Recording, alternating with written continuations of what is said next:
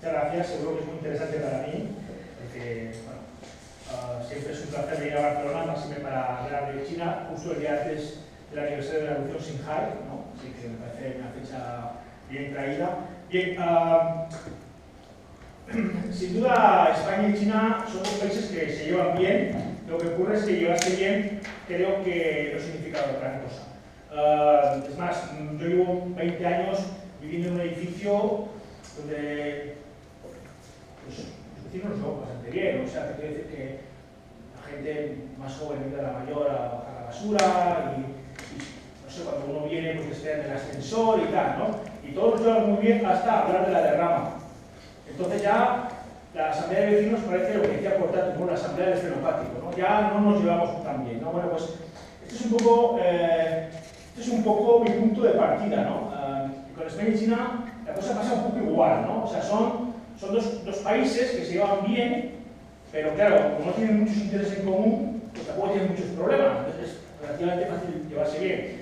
Y si además uno le dice al otro, oye, me vas cambiando un poquito el tema este de la justicia universal, porque no me encaja y cambia, pues entonces claro, pues podemos llevar muy bien, ¿no? Entonces, yo cuando muchas veces me preguntan este tema, ¿no? Oye, Andrés, ¿qué opinas de las relaciones entre España y China? Pues a mí siempre me recuerda un poco a una película de Woody Allen. Vamos a ver si esto se entiende, si soy capaz. Aquí. Os voy a poner unos minutitos. No sé si se ve bien, quizá podéis apagar una luz. Tengo un bloqueo mental y eso para mí era desconocido. Empiezo las dos fotos y no consigo terminar. No consigo meterme en mi novela ni a la de tres porque problema tiempo. No sé, veo que tomo pastillas y más pastillas y medicinas. ¿Sabe? Me recuerda a ese relato corto que escribió hace unos 2 meses. ¿El actor? Hay algo que no para. Este también está cambiando el objetivo. Señor Vicente, sí, está fuera de foco. No sé qué problema pone. Pues comprueba el centro. Está desenfocado. He comprobado todo eso, tío. No puedo estar con deprisa, se está haciendo tarde. Intento enfocarte. Y solo no hay manera, ¿eh? Sí, ¿dónde coño alquila los objetivos? Los objetivos están bien.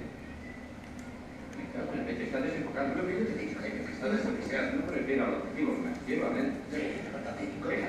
¿Pero qué estáis diciendo? Lo creo, es verdad, él está desenfocado. ¿Qué coño estás diciendo? Digo que el actor está desenfocado. ¿Cómo puede ser? Ven aquí. ¿Qué? Está desenfocado. No sé cómo decírtelo, pero notas de imagen. Como era un poco de peso. No es eso, estás borroso. Estás desenfocado.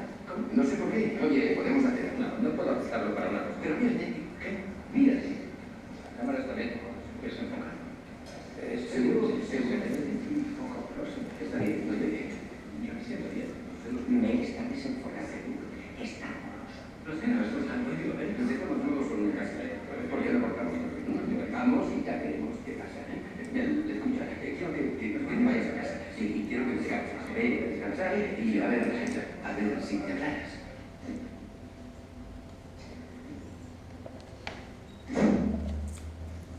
Grace, ya estoy aquí. Hola, cariño. ¿Qué te pasa? Te veo extraño. Estoy desenfocado. Sí que lo estás un poquitín y además te veo pálida. Estás borroso. Sí. Quizá deberías ir a hacer de la leche y nos vamos a la cama. Papá, no me digas eso, ¿vale? Niños, portaos bien. ¿Qué ha pasado en el trabajo? ¿Quién sabe? Pero quería que era la cámara. ¡Rubén! ¡Basta! Creía que era la cámara. ¿En serio? Sí, me he mandado a casa de su tía. ¿Has comido algo raro en el almuerzo? ¿Algún marisco? No es una reacción alérgica, no sé lo que es. ¿Sabes qué?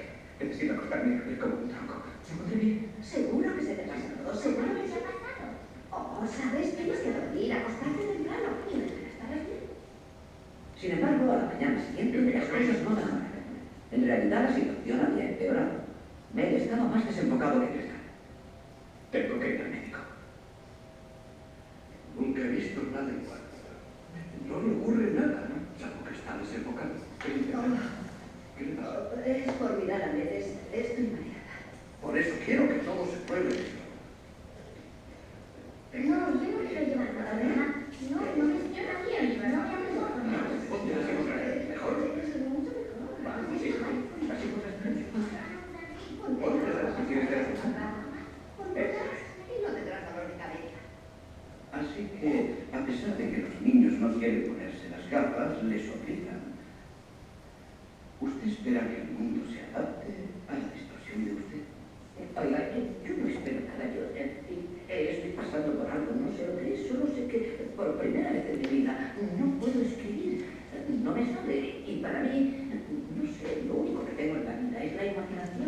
Lo siento, se ha acabado el tiempo.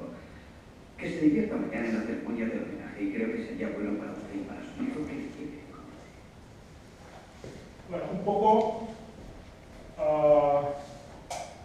una cosa que, ¿no? Al final, ¿no? Usted espera que el mundo se adapte a la distorsión de usted, ¿no? Pues esta distorsión claramente es lo que pasa un poco en las relaciones entre España y China. Es decir, España, si nos limitáramos solamente al año 2000, que es cuando se inician los planes Asia, pues en realidad podemos observar que prácticamente se mantiene un discurso sin haber realmente cambios sustanciales. Es decir, por supuesto que hoy en día la relación con China no es la misma que hace 20 años, desde luego, se ha avanzado en algunos aspectos, pero sustancialmente sigue habiendo una distorsión, y esta distorsión es lo que yo denomino una especie de discurso imperante sobre las relaciones entre España y la República Popular China, ¿no? Este es un discurso que está sustentado en cifras, en hechos, en documentos, en monografías de diversa índole,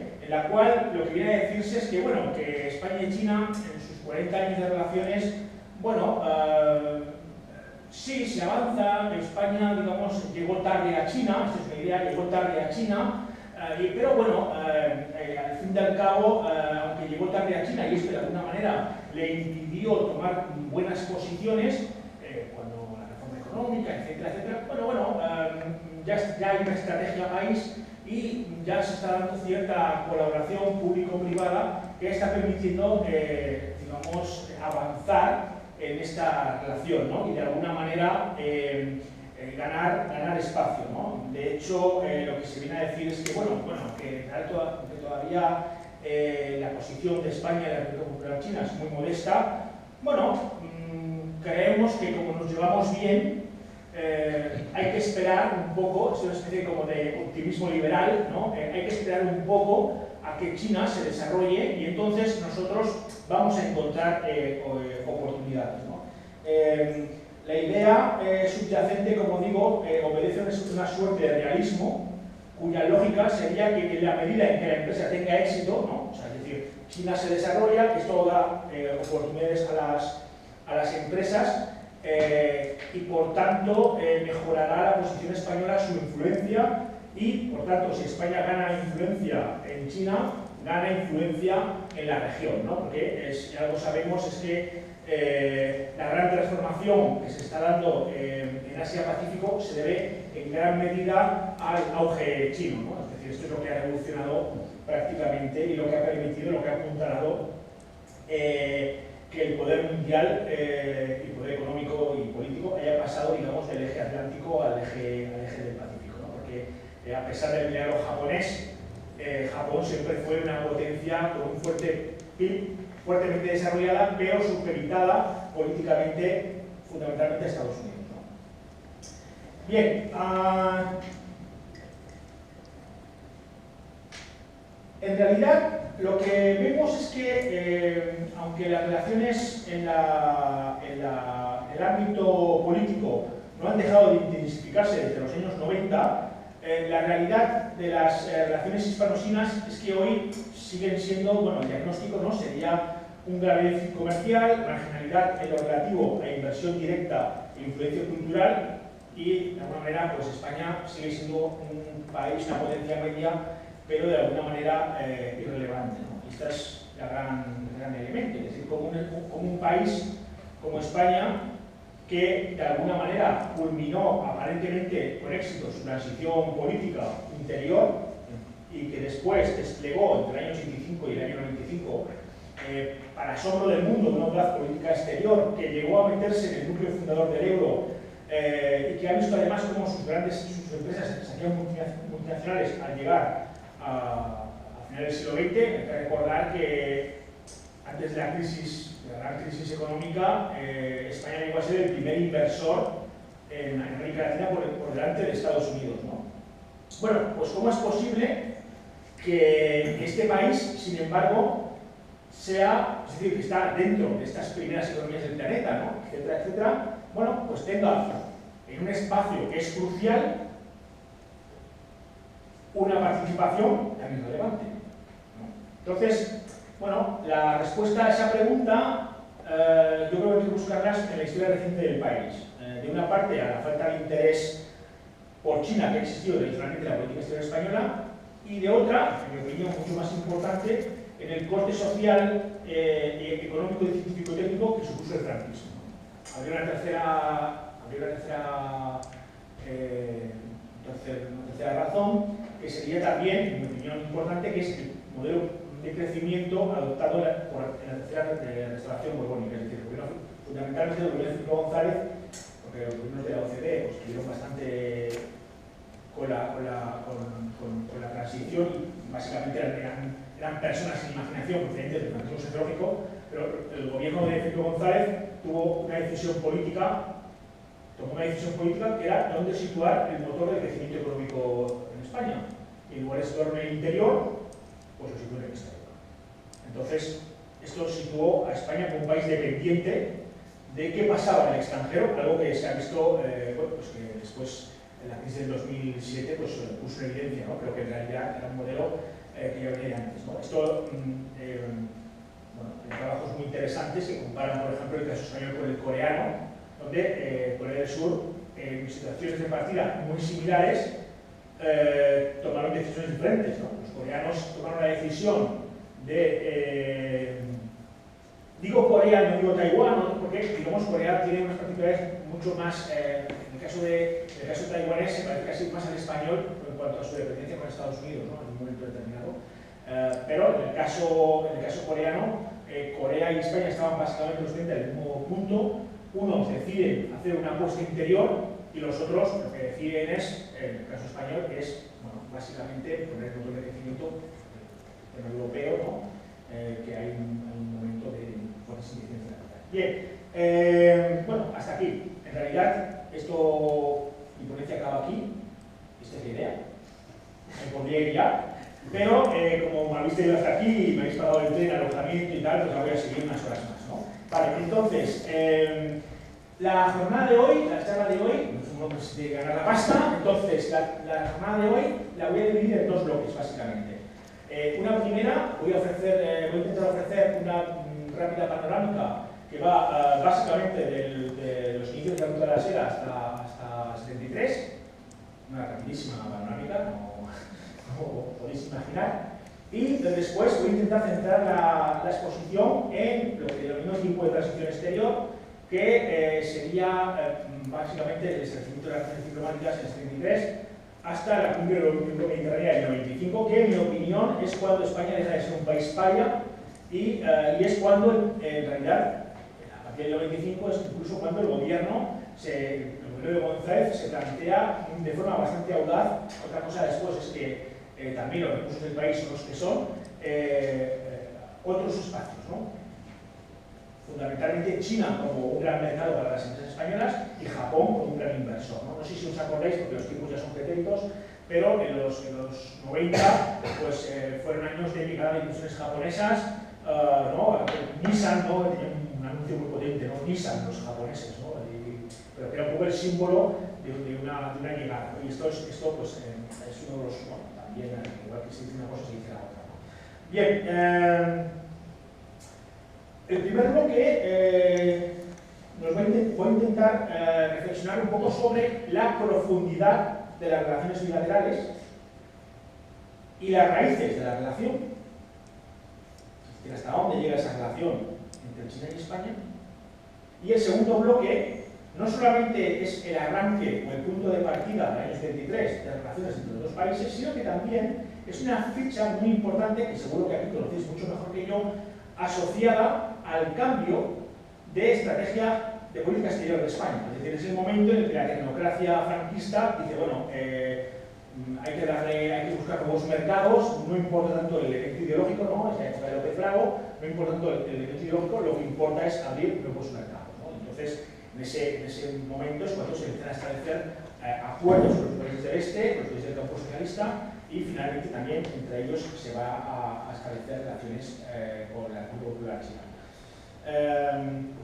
Bien, habría otra tercera fecha que sale un poco digamos que una primera fecha sería el año 33, ¿no? Una segunda fecha sería el año 95, tanto en cuanto se acaba esa transición exterior. Y otra tercera fecha, que queda un poco fuera de la charla de hoy, sería el 2005, que es el año en el que España y China firman la Asociación Estratégica Integral, que es muy importante en el actual discurso imperante de relaciones con China porque formalmente nos homologa a los grandes países como Francia, como Alemania, como Inglaterra, que tienen este tipo de asociaciones. Entonces, es como tú ya puedes leer los expertos de los informes, ¿no?, de exteriores o del Instituto Elcano, diciendo, mira, nosotros somos como Inglaterra porque tenemos una asociación estratégica integral, ¿no? Es igual, pues no somos como Inglaterra. Bien, en todo caso, volviendo un poco a la horquilla temporal que nos ocupa, yo quería decir que, en todo caso, para el 95 ya quedaría esbozado ese esquema de relaciones, digamos, de relación que planteaba antes, ¿no? Es decir, marcada por el déficit comercial, la marginalidad, etcétera, la buena sintonía política, etcétera, etcétera, ¿no? Bien, quería advertir un poco que, pues claro, las relaciones de unos países pues, son poliédricos, ¿no? Yo, el hilo conductor que voy a tomar van a ser básicamente las relaciones diplomáticas y la perspectiva española. Y habría otra perspectiva, naturalmente, que es la perspectiva china, ¿no? Entonces, bueno, este va a ser el hilo argumental, pero luego en el debate podemos tratar más cosas, ¿no? También, por algunos temas, voy a intentar, bueno, pues voy a pasar un poco de puntillas, ¿no? Bueno, en todo caso, decíamos que España y China tienen una relación desenfocada, vamos un poco a aproximarnos un poco a estas razones, ¿no? Bien, como digo, el primer bloque vamos a empezar un poco con el comienzo de la ruta de la seda, ¿no? Cuando uno lee una monografía, bueno, es habitual, de todas, ¿no? Pero generalmente en los artículos y en algunas monografías sobre las relaciones entre España y China, oye, que empezamos a tener relaciones con los romanos. O sea, se habla de Tarraco, de la ruta de la seda. Luego, pues, bueno, pues también habrá pues, Valencia, ¿no?, que dice que era uno de los puestos finales de la ruta de la seda. Y bueno, oye, pues ahí estaba la gente de la dinastía Tang y España, ¿no?, una supuesta España en de los romanos, pues manteniendo sus relaciones, ¿no? En realidad, más habitual incluso suele ser hablar un poco, sobre todo de la época moderna, ¿no? En la época moderna es muy habitual hablar pues, de bueno, la monarquía hispánica, ¿no?, las Filipinas, Legazpi, la primera embajada a China, los escritos de Loarca y bueno, Martín de Rada, que era un cosmógrafo de Pamplona, por cierto, que, porque en Pamplona lo que tenemos son curas multiple. Entonces, bueno, este tío, la verdad es que era cura, pero además científico, y es un personaje bastante curioso. El tipo tiene una trayectoria interesante, él era cosmógrafo, como decía, y tal era su prestigio que después del Tratado de Tordesillas, pues los portugueses se presentaron en Filipinas porque Filipinas estaba en la órbita portuguesa. Y este dijo, no, según mis cálculos, Filipinas está en la órbita castellana. Dijeron, vale, pues Dios. Y se fueron, ¿no? O sea, en fin, es la ciencia al servicio del poder, ¿no? Luego recomendó al gobernador de Filipinas, oye, ¿por qué no conquistamos China? A la mexicana. O sea, nos presentamos ahí con dos cojones a lo cortés. Y el tipo trazó un plan junto con el gobernador y mandaron con sus espías a Fujian. Esto es un tema siempre curioso que sale en todo esto, ¿no? Claro, los jesuitas que estaban allí en Macao le dijeron, tío, nos cuidamos que me espiaron, los expulsaron, en fin, una historia de estas curiosas, ¿no? Como digo, lo interesante de este hombre a nivel científico es que él, aparte de ser un cosmógrafo interesante, aparte de ser lo que decía, él fue la persona que identificó la cartera de Marco Polo con China como el mismo lugar, ¿no? Y entonces, claro, esto es una parte de la ciencia española y, por tanto, siempre se plantea como un hito de las relaciones entre España y China. La otra cuestión también que se suele plantear cuando se habla de las relaciones entre España y China es precisamente la ruta española-China, ¿no? Ni más ni menos que el famoso Galeón de Manila, pues ya sabemos, la ruta comercial naval más longeva de la historia, bueno, por supuesto la presencia de España en Taiwán, en fin, todo lo que tiene que ver con el inicio de la la globalización, ¿no? En la medida en que Filipinas era el espacio donde se conectaba a través de este galeón los productos chinos con Europa, ¿no? A través de México, Acapulco, etcétera, etcétera, ¿no?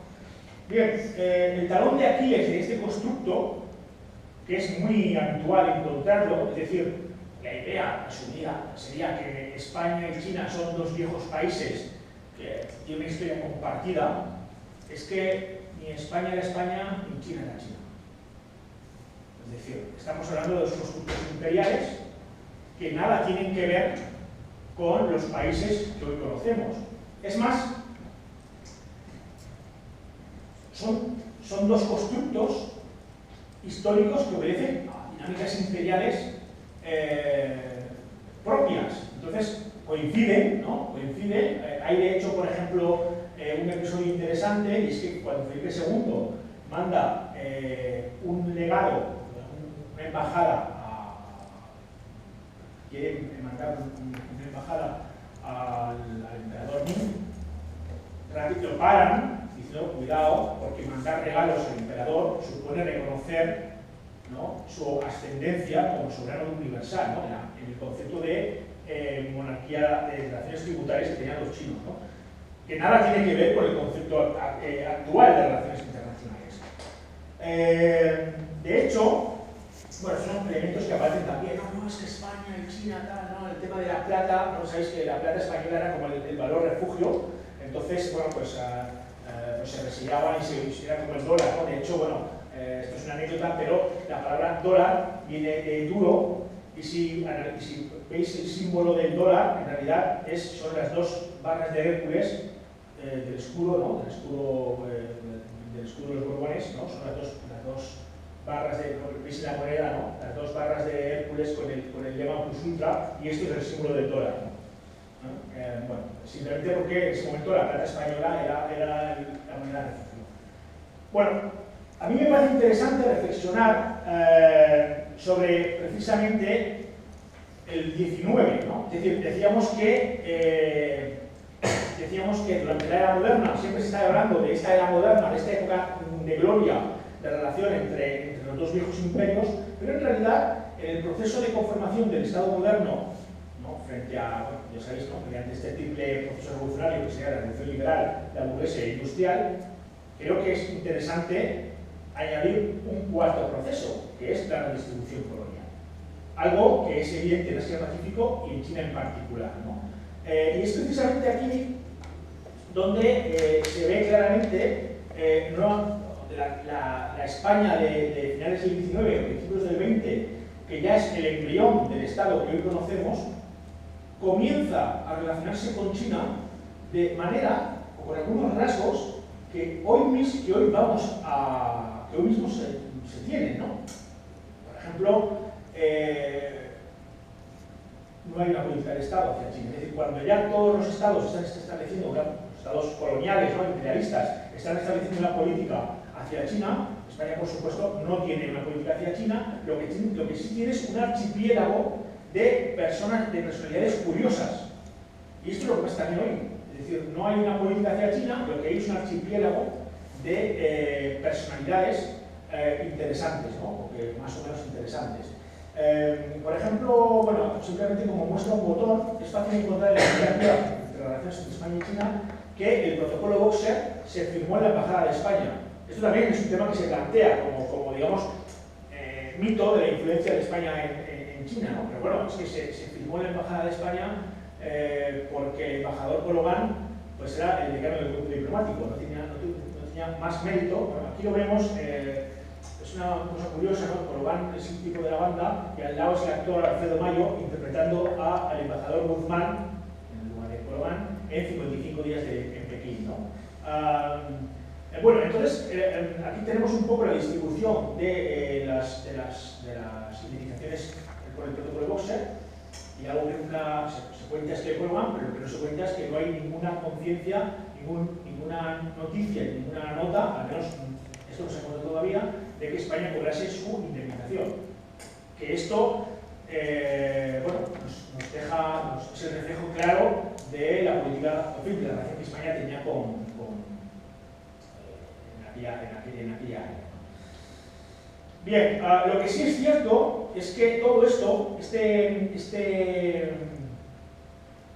esta panoplia de recuerdos, de recuerdos de Filipinas, de recuerdos, bueno, que nos llevan a nosotros por distintos medios, sí que ha ido formando de alguna manera las imágenes y los lugares comunes que en España hay sobre China y sobre los chinos, tanto en sus atributos positivos, sacrificio, laboriosidad, refinados artistas, ¿no?, como en los atributos negativos, ¿no?, que yo creo que la ciudad de Fu Manchu pues sí, como se personaliza, ¿no?, taimados, ladinos, gente de poco fiar, que la quieren colar, ¿no? Esto es un poco, y estas ideas hoy en día, esta imagen es un poco con la que hoy cohabitamos, ¿no?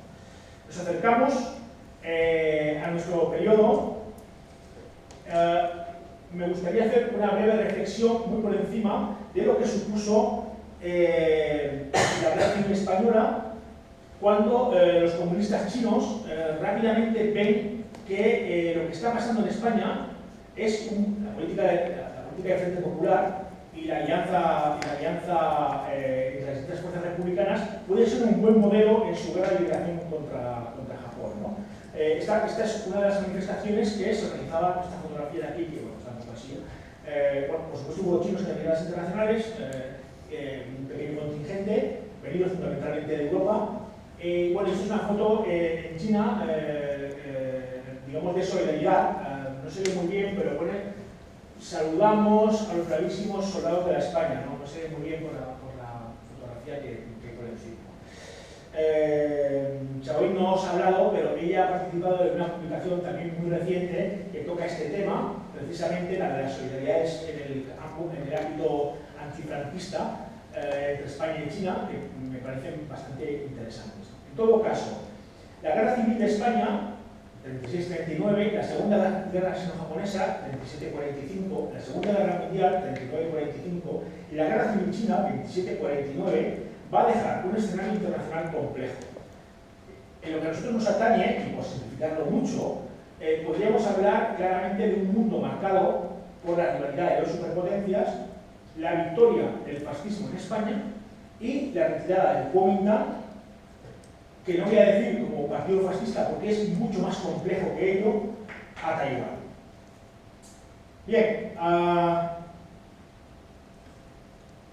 aunque España y la República de China en Taiwán tenían muchos puntos en común, especialmente en su lucha contra el comunismo, también tenían ciertos contenciosos debido al atinado papel pro-japonés de Franco. Hubo un embajador, tipo de Bilbao, bueno, que fue un cónsul, fue el típico diplomático que se vio atrapado un poco entre las lealtades hacia la República y hacia el franquismo. Primero fue represaliado, luego finalmente fue reincorporado, y él dijo: oye, los chinos van a acabar ganando a los japoneses. Por supuesto no le hizo caso, ¿vale? Porque Japón parecía una máquina, todo el mundo creía que iba a ganar la guerra. Los taiwaneses, por ejemplo, que forman parte del imperio japonés en ese momento, la opinión pública taiwanesa creía, que estaba firmemente convencida de que ganarían la guerra, y solamente hasta los años finales realmente estaban totalmente convencidos, ¿no? Entonces, bueno, esto generó algunos problemas, no vamos a entrar en ello, lo dejamos para el coloquio si os interesa, pero lo que sí que es interesante es que finalmente ambas dictaduras van a quedar insertas en el arco de contención estadounidense. En el año 53 se va a firmar va a haber una serie de movimientos iniciales, tanto en Estados Unidos como en China como en España. En el año 53 se va a firmar el Pacto de Madrid. En el año 54 Washington respalda efectivamente a Chiang Kai-shek, porque no lo teníamos muy claro, ¿no?, todavía. Y finalmente, bueno, un poco como creación de esta diapositiva, ambos países quedan como peones, ¿no? Como Eisenhower definió Taiwán como un portaaviones insumergible. Desde la perspectiva norteamericana, la península ibérica pues era, en caso de una guerra convencional, pues era la retirada, ¿no? La península de retirada de los Pirineos, la idea estratégica. Y esta es un poco la situación. Entre el año 53 y el 68, las visitas y los intercambios entre ambos países fueron muy regulares y hubo un clima bastante amistoso, dentro de que tampoco estuviese una política muy específica. Ese diplomático, es que, perdonad, no recuerdo el nombre, este diplomático que había advertido al Ministerio de Exteriores franquista, bueno, de que los chinos fueran a la guerra, se convirtió en embajador por los siglos de los siglos. Entonces, bueno, esto también nos habla un poco del interés real de España, o sea, que un embajador para 20 años, o sea, es una cosa hasta que se jubiló allí, ¿no? Bien, tengo un pequeño documento que aquí, vamos a ver. Me gustaría que lo voy a dejar íntegro, son 16 minutos, bueno, igual por la mitad lo avanzamos un poco. Me gustaría sobre todo que observáis un poco el tono, porque luego voy a compartir con otro documento, ¿no? Y sobre todo la parte final, las palabras finales, ¿no? Vamos. Habla precisamente de una de estas visitas que realizaron la visita militar que realizó una delegación del gobierno de la República de China, de Taiwán, en respuesta a otra que habían recibido del gobierno franquista, encabezada nada más y nada menos que por Muñoz Grandes, que bueno, que era un poco ahí el tío que costaba el bacalao, ¿no? O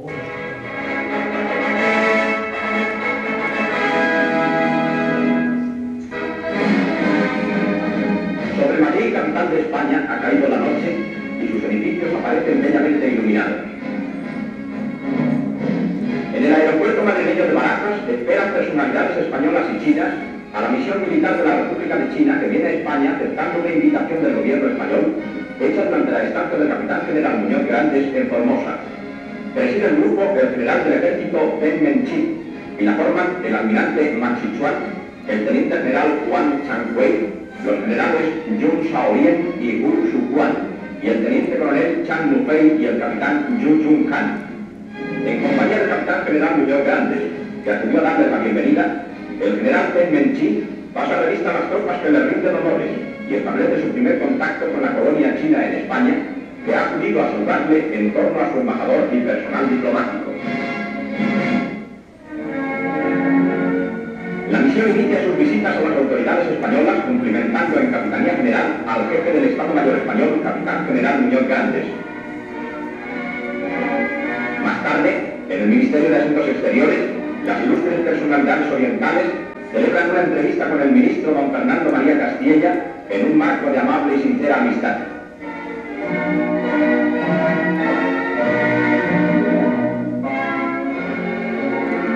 En el Ministerio del Ejército son cordialmente recibidos por el titular del departamento, teniente general don Antonio Barroso.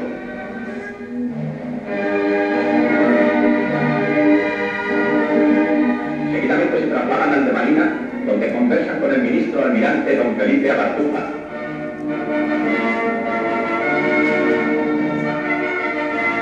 La última de sus visitas a departamentos militares es al del aire, donde con el ministro don José Rodríguez y Díaz de Lecea cambian impresiones sobre las perspectivas del arma aérea en los momentos actuales.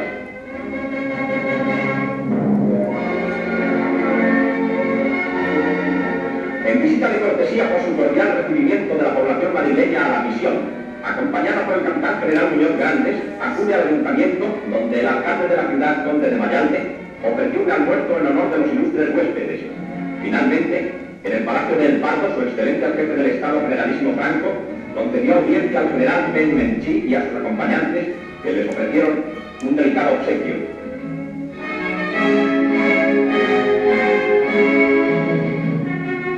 De aquí varias instantáneas de la entrevista.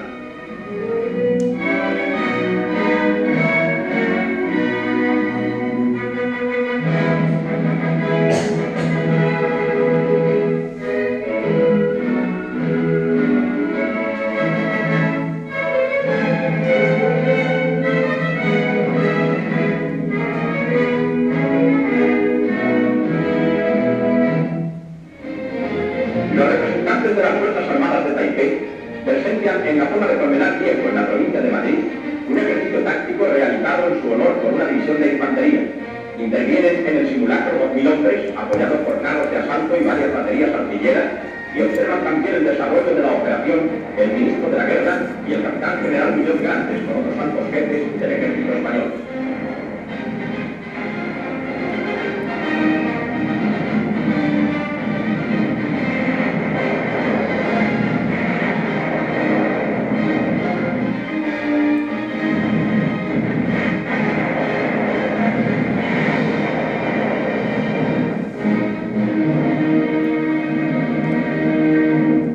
Terminado el brillante ejercicio, la misión se dirigió al Valle de los Caídos, donde se alza la Gran Cruz, bajo la cual se halla el templo subterráneo que España ha levantado para dar cristiana acogida a los restos de los muertos en la Guerra de Liberación Nacional.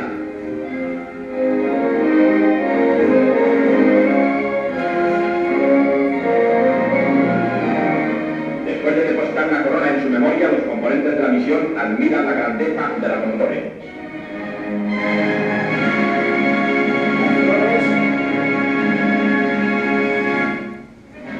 En la Academia de Infantería, radicada en la misma ciudad, los miembros de la misión pasan revista a una formación de caballeros alféreces cadetes.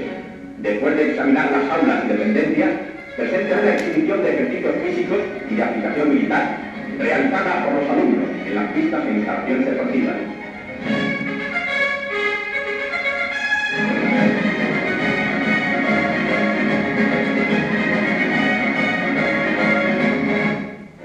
Tras haber recorrido las calles y monumentos más famosos de Toledo, llegan a la catedral, donde junto con sus maravillas arquitectónicas admiran cuadros del Greco y el tesoro artístico del gran templo primado de España.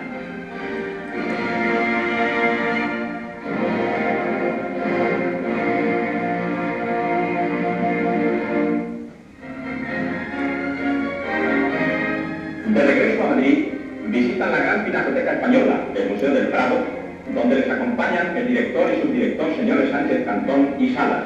En la sección donde se guardan las obras de Velázquez, contemplan la rendición de Breda con cuadros de las plantas y otras magistrales pinturas de este maestro.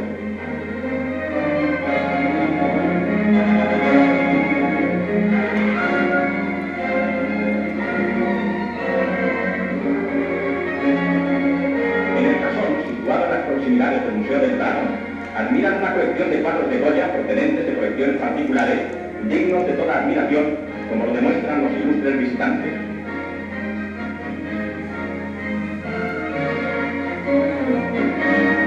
El Palacio Nacional de Madrid les ayuda a comprender el espíritu de otras épocas y otros ambientes de la historia y la vida de España.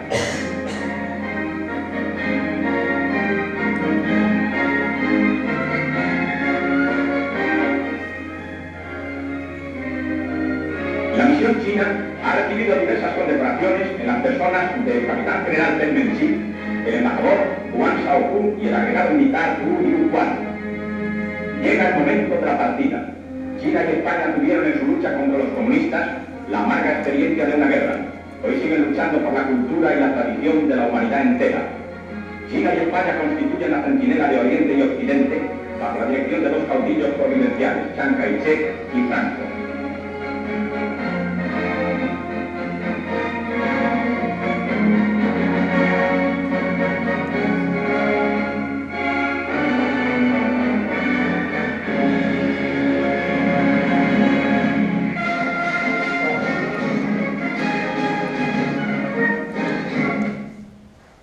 Los caudillos provinciales. Bueno, quizás creo que no, vamos, esto, francamente creo que merece la pena ver todo el documento, que lo hemos saltado, ¿no?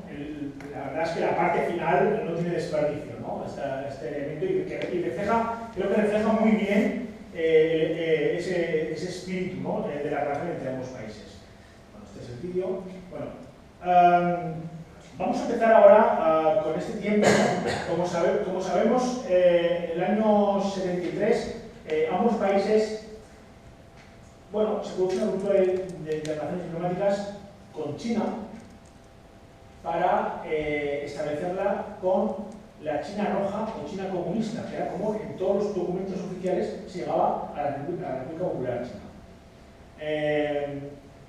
No sé ahora mismo cómo están los documentos, el archivo de exteriores, porque bueno, hubo un tiempo que se cerró y tal, pero bueno, durante mi investigación, pues el grado de confusión entre los diplomáticos en sus documentos, pues llegó un momento en el que no sabían muy bien de qué China estaban hablando, ¿no? Porque claro, una era China, luego ya empezaron a llamarle Taiwán, luego Formosa, y la otra, pero la otra siempre era la China comunista, la China de Mao, la China roja, siempre hay un poquillo despectivo el tema, ¿no? Quería recalcar que cuando nos acercamos a la literatura, sobre todo que habla de la política exterior española en estos tiempos, los tiempos de la transición, y habla del establecimiento de las relaciones entre España y China. Bueno, hay algunas obras generales que, bueno, pues que son, digamos, mencionan esto brevemente, y luego, hasta donde yo sé, hay dos monografías, una es una tesis doctoral, la Complutense, y la otra es una monografía de Gonzalo Bolaños. Y bueno, lo que uno lee es que, al fin y al cabo, España rompe con Taiwán y con la República de China y establece relaciones con la República Popular China, bueno, dentro del pragmatismo político. Es decir, lo que viene a decir es que Franco y el gobierno se dan cuenta de que, bueno, es la hora de establecer relaciones con este país porque, bueno, ya están en las Naciones Unidas, en fin, pragmatismo político. Los argumentos al final son los mismos, es curioso, ¿no? Pero en la literatura existente la mayoría, ¿no? Lo que hay es una brutal falta de crítica a las fuentes. O sea, se acaba replicando los mismos argumentos que la prensa del movimiento. Los mismos. Pero la prensa del movimiento, de la más consciente del movimiento. ¿No? Lo cual no deja de sorprender, ¿no? Lo que sucede, insisto, yo creo que este es un tema que vosotros conocéis quizá mejor que yo, es que a finales de los 60 el régimen necesita rearmarse ideológicamente. La alternativa que se vislumbra a Franco no es ni más ni menos que más franquismo. Y para esto hay que buscar, bueno, un nuevo contexto. Los tecnócratas, ¿no?, van a ser las personas, la gente del Opus Dei, van a ser las personas que sustituyen el perfil más ideológico, ¿no? Van a vencer a los camisas azules, ¿no?, en su guerra interna. Y esto mismo va a tener un reflejo en la política exterior. Veíamos en este documental a Castilla, que es un ministro de Exteriores que ha tratado de darle dentro de su nombre conservador y dentro de ser de la política exterior de la dictadura, con los problemas que tenía además, ha intentado darle a la política exterior española cierto aire propio, cierta personalidad, decir independencia de Estados Unidos es un poco fuerte, pero él lo busca, una política próxima a los países árabes, por ejemplo. Es un tipo interesante, ¿no? Ya digo, dentro del contexto de la dictadura, ¿no? Y es un hombre con ideas propias y no encaja en este nuevo tiempo. Y entonces Franco nombra dicen, su niño mimado, que es López Bravo. Es curioso porque López Bravo era el ministro del ramo cuando salta el escándalo Matesa. Como sabéis, el escándalo Matesa en realidad sale a la luz, que está en Pamplona, sale a la luz porque lo filtra la gente del movimiento, realmente, la gente de sindicatos, ¿no? Es decir, de esta pugna interna. Pero algo muy típico en Franco se acaba digamos, premiando, es decir, a la gente de Opus Dei, ¿no? Y a López Bravo lo eleva a la cartera de Exteriores. Bien, López Bravo es un hombre que con un fuerte corte economicista, y su obsesión en la nueva política económica va a ser abrir nuevos mercados, va a ser una política totalmente contraria a la de Castilla, es decir, sin ideología, vamos, aparente, porque claro, toda acción política conlleva una ideología, una subyace una ideología detrás, ¿no? Pero aparentemente, digamos que los obstáculos de ser enemigos, ¿no?, de ser los países comunistas, pues no debería ser un problema, y se lanza la apertura de nuevos mercados. Dice Felipe de la Morena, el padre, no el hijo, que era el jefe de la sección del este de exteriores, me contaba que a él López Bravo, cuando le dio instrucciones para esto, decía que, bueno, mira, a Franco le había dicho, mira, vale, de acuerdo, no me importa, establece relaciones con China, si es necesario, ¿no? Porque él ya le plantea este asunto. El límite que planteó fue la Unión Soviética. Y no, hay una anécdota curiosa, ¿no? Porque él decía, Franco decía, bueno, pues que no estaba bien visto, ¿no? Que hubiera un coche con una voz y un martillo circulando por Madrid, ¿no? Que bueno, que al fin y al cabo los chinos solo tienen estrellas, ¿no? Esto es una anécdota que, bueno, que nos cuenta esto, ¿no? Pero lo cierto es que los profesionales de exteriores, y López Bravo, digamos, está en esta línea, con quien aspiran a tener relaciones es con la Unión Soviética. Este es el objetivo. Porque saben perfectamente que la normalización del régimen pasa por ahí. Y esto es lo que se busca. La verdadera razón que lleva a Madrid a establecer relaciones con Pekín no es el pragmatismo, es el pánico. El pánico a quedar aislados. El pánico a ir contracorriente. Las grandes potencias ya habían establecido relaciones con China, bien abiertamente, como había sido el caso francés, o bien secretamente, como había sido el caso británico. Después otras. Y lo que ellos están convencidos es que Estados Unidos también va a establecer relaciones diplomáticas, es cuestión de tiempo, bueno, va a tardar unos años más, ¿no? Va a tardar 5 años, 6 años más. Y que si ellos esperan a que lo hagan los yanquis, van a dar una imagen demasiado dependiente de Estados Unidos. Entonces, lo que hay que hacer es anticiparse. La actitud de España en Naciones Unidas en el año 71 ya había sido bastante vergonzosa, y entonces desde Taipei lo que le dicen, que ya se van viendo a la costada, dicen, oye, mira, si vais a dejarnos, por lo menos nos avisáis un poquito, ¿no? Bueno, pues se enteraron con la prensa, ¿no? O sea, las autoridades diplomáticas taiwanesas en Madrid se enteraron por la prensa de que España había firmado en París un acuerdo de reconocimiento con los chinos. En realidad, vuelve nuevamente a aparecer ese tic en el que China es un escenario supeditado a otros escenarios. En este caso, el escenario europeo, en este caso la relación con los norteamericanos, no hay, así como Castilla esperaba, digamos, impulsaba esa política de prestigio, así. Bueno, pues no es el caso del gobierno franquista, que, bueno, que al final, bueno, pues lo que importaba es esto, ¿no? Tanto es el hecho de que China no se consideraba, que se les olvidó que tenía que haber una embajada. Es decir, España cayó en la cuenta de que había que haber una embajada en China cuando los chinos presentaron el placer. Los chinos y oye, que aquí estamos aquí en Francia esperándonos, y entonces dijeron, bueno, pues aquí mandamos a China, ¿no? Entonces mandaron a Saint-Brice. Bueno, primero fue no recuerdo el nombre, Ojeda fue quien iba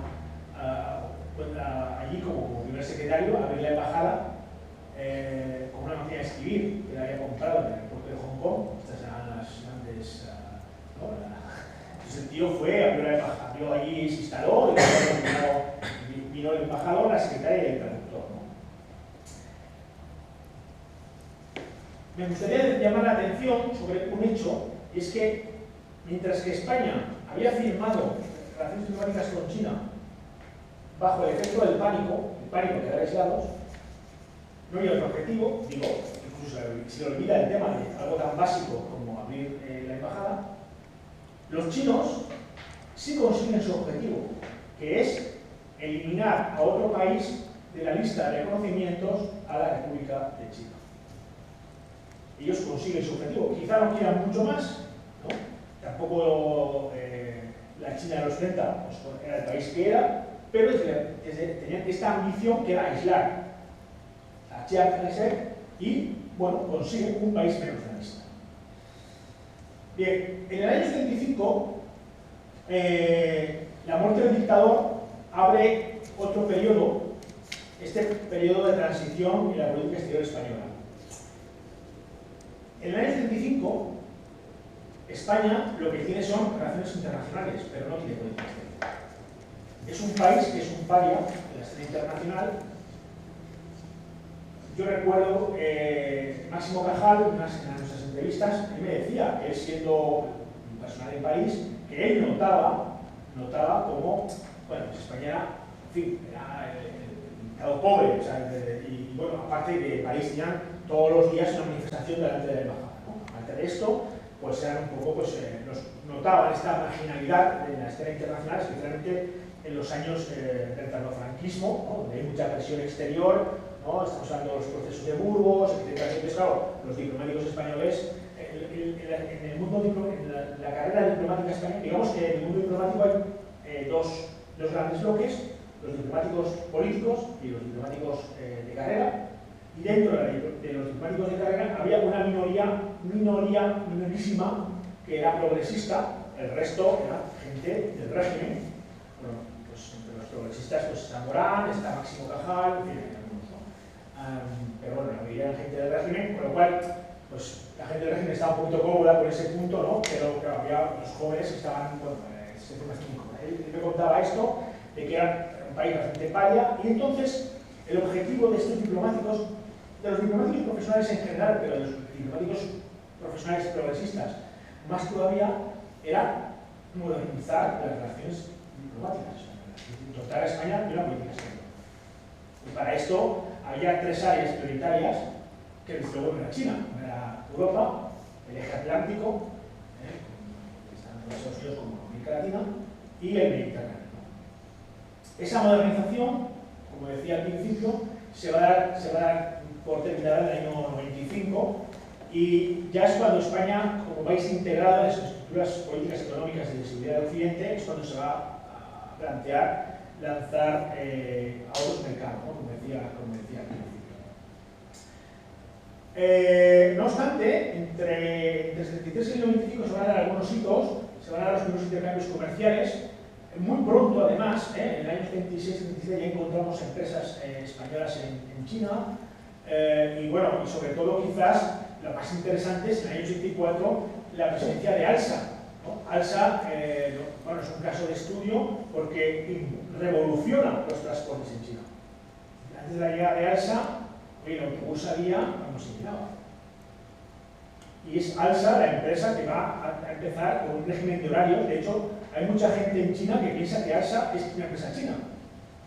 ALSA ahora es una empresa, bueno, ALSA creó dos filiales, una la española que acabó vendida a un grupo británico, pero precisamente la china, la rama china es la que sigue en propiedad de la familia Cosmen. Bien, me gustaría ahora dedicar unos minutos, vamos a ver otro nodo del año 78, un fragmento solamente de 10 minutos, de la visita de Lourdes a China. Creo que merece la pena. También un poco os invito a que hagáis esta comparación con el que hemos visto hace un momento. No hay tanta, desde el punto de vista temporal, no hay tanta diferencia de años, ¿no? Uno es 65, el otro es 78, ¿no? No sé si aquí no.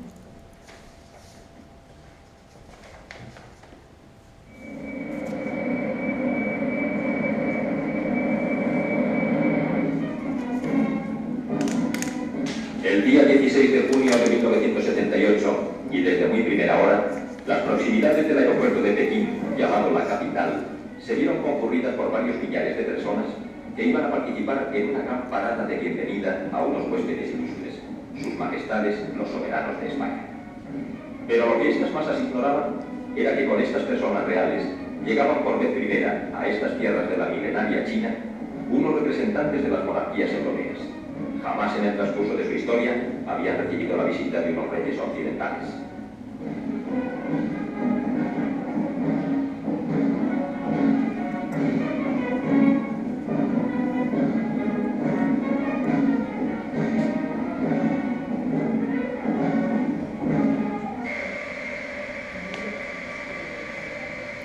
A las 11 de la mañana aterrizaba el Alonso Cano, que en vuelo especial prendía a fin de viaje en Entre grandes pancartas con letreros alusivos al acontecimiento, los reyes de España descendieron por la escalerilla entre grandes muestras de afecto y fuertes aplausos. Allí le esperaba Hua Guofeng, presidente del Comité Central del Partido Comunista de China y primer ministro del Consejo de Estado.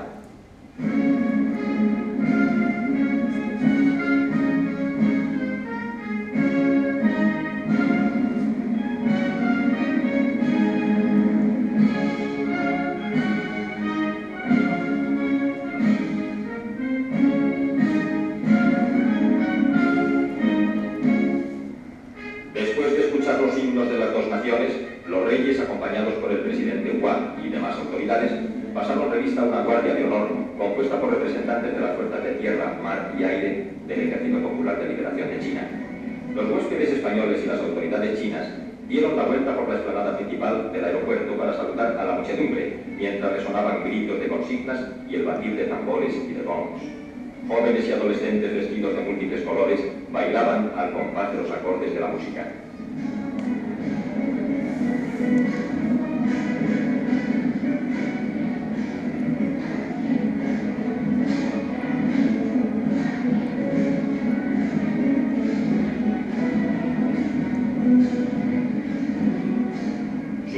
El rey don Juan Carlos y la reina doña Sofía agitaron sus manos en señal de saludo a las organizaciones juveniles allí presentes. Esta visita constituye un gran acontecimiento en los anales de las relaciones diplomáticas entre los dos países que se establecieron en 1973. Espectáculo único el de estas niñas que con sus juegos de banderas y lazos alegran la recepción de los forasteros.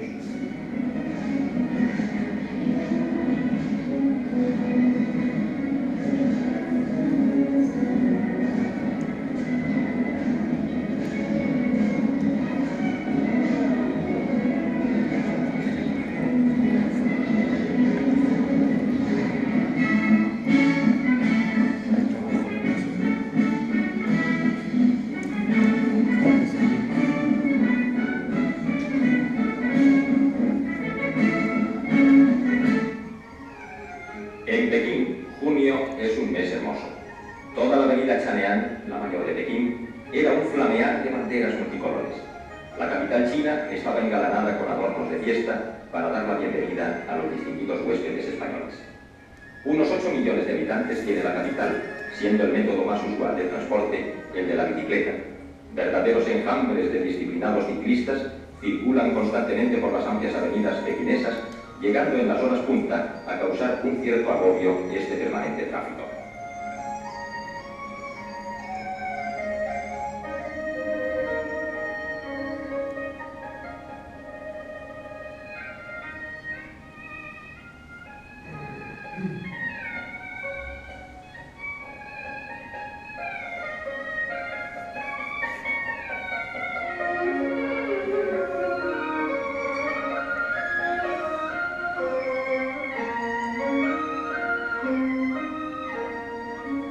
En contraste con las casas, casi todas ellas de una sola planta, todos los edificios oficiales son verdaderos palacios, siendo uno de los más amplios el de la Estación Central de Ferrocarriles, que es también el punto de origen de un incipiente metro.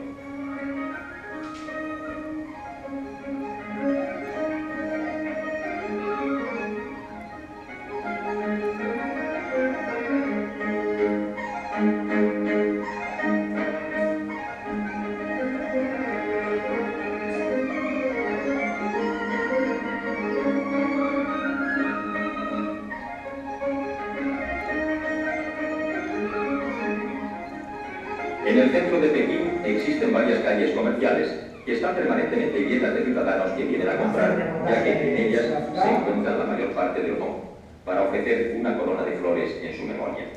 Fueron acompañados en esta ocasión por el ministro de Comercio Exterior, Li Qiang, y el ministro adjunto de Relaciones Exteriores, Sun Chi-Kuan.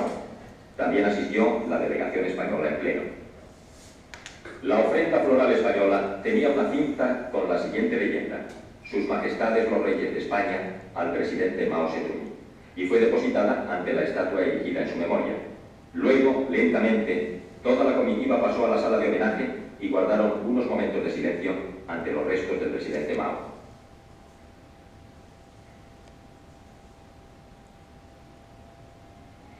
En la plaza de Tiananmen está está la Asamblea Nacional Popular, donde se van a iniciar las conversaciones oficiales, motivo principal de este viaje de sus majestades a China.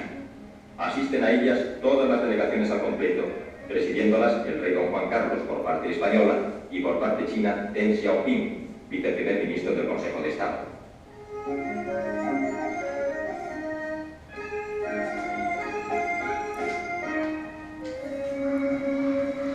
Estos son los chinos de hoy que serán protagonistas de la China del año 2000. Los chinos dicen que la mujer es la otra mitad del cielo y los niños la columna vertebral del futuro. Con mi copa de vino brindo por el torrente que brota, dice Mao en uno de sus poemas. Y estos versos podrían dar significado a ese torrente de la juventud que los dirigentes chinos tratan de encauzar, educándolo ejemplarmente dentro de sus principios en varias cosas fundamentales, como son el amor a su patria, la disciplina en el trabajo, la paz y el respeto a los mayores. Apenas unas horas después de su llegada, la reina de España, doña Sofía, hacía una visita a la guardería número 5 de la Municipalidad de Pekín. La reina comprobó, entre sonrisas, el grado de educación que reciben todos los niños e incluso quiso tomar parte en una demostración de trenzazos de cintas de papel. Los ciudadanos tienen derecho a la educación, dice el artículo 51 de la Constitución, y el Estado aumenta gradualmente los centros de enseñanza y populariza la cultura.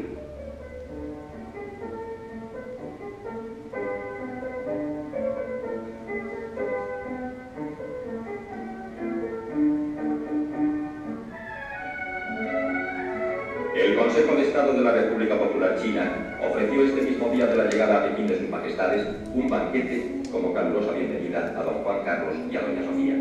Presidió el banquete el viceprimer ministro del Consejo de Estado, Deng Xiaoping, que entre otras cosas dijo: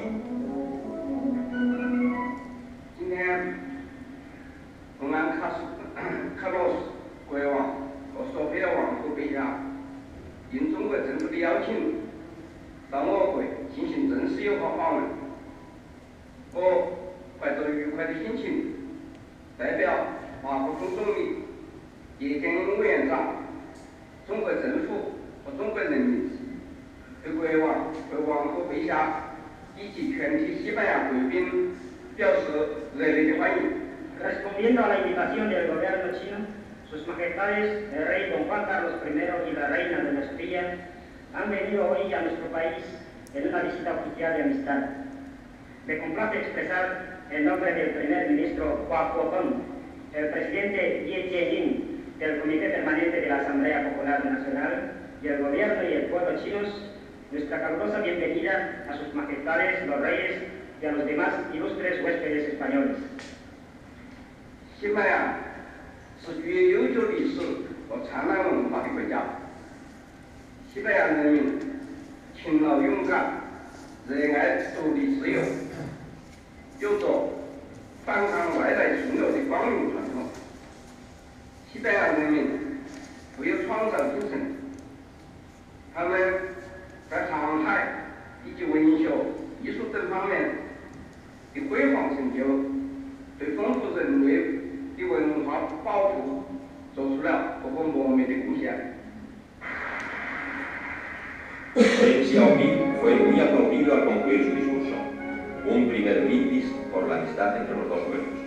Seguidamente, y dentro de un particular ritual, Deng Xiaoping recorre toda la mesa presidencial saludando y brindando por todas y cada una de las personalidades y demás invitados al banquete y por la salud de los soberanos visitantes.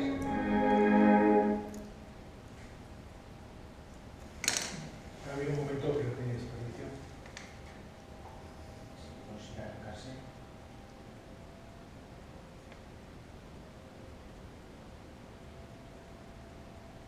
Han hecho por la pena aquí. Señor viceprimer ministro Deng Xiaoping, excelentísimos señores, señoras y señores. 邓小平副总理先生，诸位阁下、女士们、先生们。 Es difícil expresar con palabras el sentimiento que me embarga al dirigir a la gran nación china, a través de sus distinguidos representantes, el cordial y fraternal saludo del pueblo español. 在我通过各位尊敬的代表，向伟大的中华民族转达西班牙人民亲切的兄弟般的敬意的时候，我的心情是很难用言语表达的。 En nuestra patria, todo cuanto atañe a China es seguido con extraordinario interés, porque no solo rendimos homenaje a la nación más poblada del mundo y a su cultura universal y milenaria, sino que también admiramos los sacrificios y esfuerzos que el pueblo chino ha realizado al calor de un patriotismo pocas veces igualado en la historia, para llevar a cabo la clara y gigantesca transformación que presenciamos en nuestros días y conducir al país a metas de bienestar, de cultura y de progreso. Quiero rendir homenaje a los grandes dirigentes de vuestra nación y recordar al presidente Mao Zedong y al primer ministro Zhou Enlai, los grandes artífices de la China de hoy, que dotaron al país de un espíritu, de un pensamiento político, de una clara seguridad nacional y de una esperanzadora determinación que han sido el asombro del mundo y que en vuestras manos continúan cumpliéndose en todas sus promesas. Quiero pues levantar mi copa y proponer que bebamos juntos. Me han dado aquí ya que tengo poco tiempo, ¿no? Yo estoy acabando, ¿no? Bueno, voy a muy rápidamente, bueno, como veis, no ha pasado mucho tiempo y hay un concepto sustancialmente o radicalmente distinto de la relación, ¿no? Hemos pasado de estar luchando contra los comunistas a rendirle, no solamente a rendirle un homenaje floral, sino a citar a Mao. O sea, es que el texto cita a Mao, o sea, es que ya me parece tremendo, ¿no? Tremendo, digamos, el salto, ¿no? Bien, muy rápidamente, porque ¿cuánto tiempo me queda?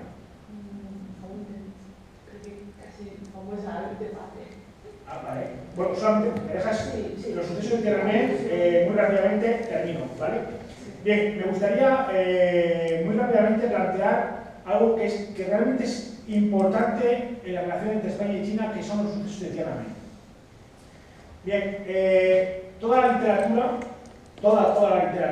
que habla sobre las relaciones entre España y China habla o subraya la moderada reacción de España ante los sucesos de Tiananmen. Lo que viene a decir, básicamente, es que gracias a la moderada reacción que España tuvo ante estos sucesos, de alguna manera ganó la simpatía del pueblo chino y, bueno, además le situó en una posición, digamos, una muy buena posición para después ser, vamos a llamarle algo así, mediador entre la Unión Europea y China.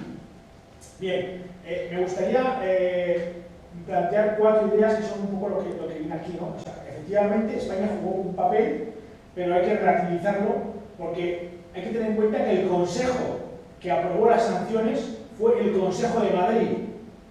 Y, es decir, estaban aprobando las sanciones y España votó a favor y Begolat estaba diciendo, oye, no adoptar sanciones, ¿no? Porque claro, estaba muy conectado con los británicos, ¿no?